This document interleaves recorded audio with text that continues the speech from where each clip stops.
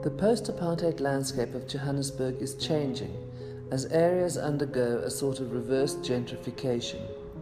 Typically leafy suburbs are gradually giving way to developer-led, securitized estates.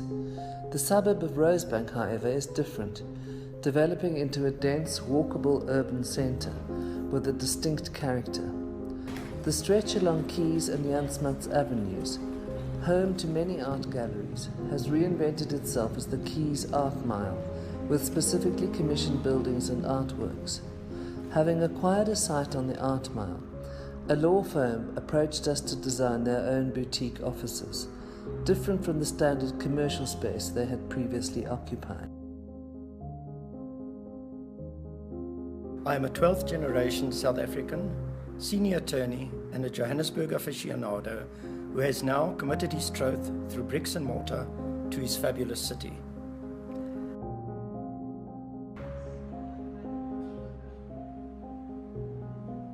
I sourced an architect who had to interpret a brief which in my lay view was bold yet ethereal. My building had to interpret the cosmopolitan sophistication and raw energy of Johannesburg.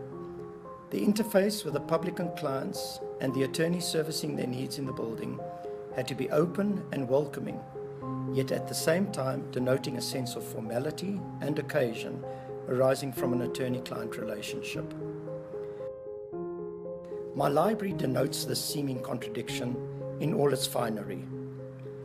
Volumes of learning contained in books going back a century are housed and cosseted in an open, light, and dignified space befitting the learning of the ages.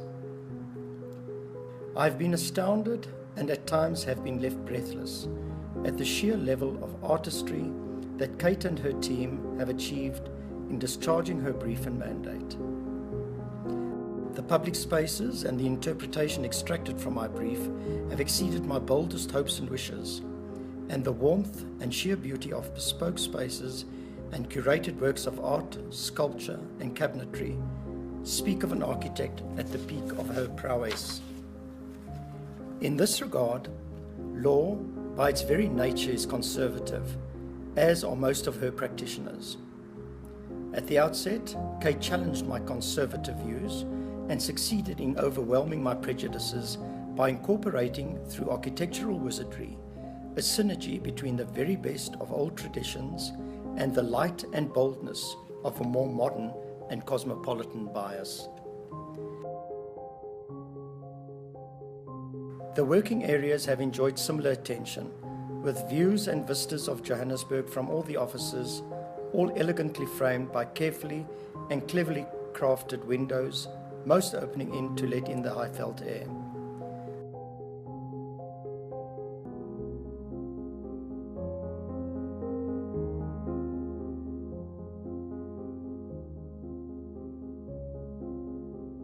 From behind my desk, I can experience the glory and joy of a Johannesburg sunrise, the rays picking up the golden light of the Highveld grasses on the planted terraces.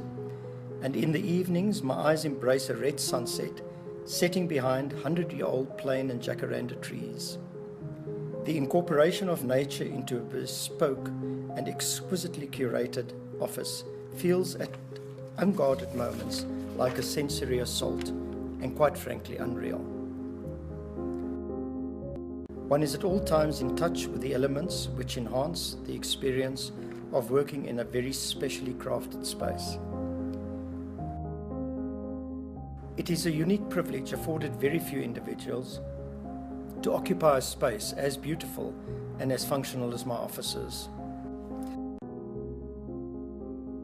I remain grateful to an inspired team who have so thoroughly interpreted my brief and heightened my sensory experience of a city I love, incorporating the glamour, energy, light, and style of iconic Johannesburg.